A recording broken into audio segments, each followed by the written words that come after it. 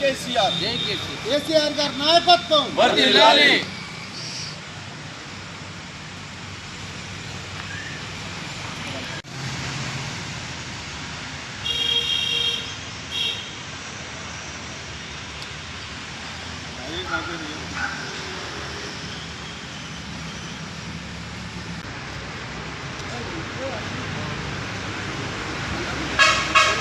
రోజు ఉదయం 5 గంటల నుంచి మెదక్ పట్టణ పోలీసులు బీఆర్ఎస్ పార్టీ నాయకులందరినీ అక్రమంగా అరెస్ట్ చేయడం అనేది దుర్మార్గమైన చర్య.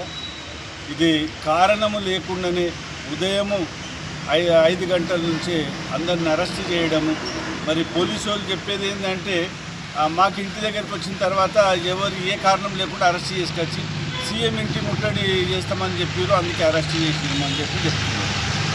ఇది కాంగ్రెస్ పార్టీ నాయకులకు మా హెచ్చరిక ఏంటంటే ఈ ఉద్యమాలు, అరెస్టులు, లాఠీలు, తూటాలు ఇవన్నీ బీఆర్ఎస్ పార్టీకి కొత్త కాదు.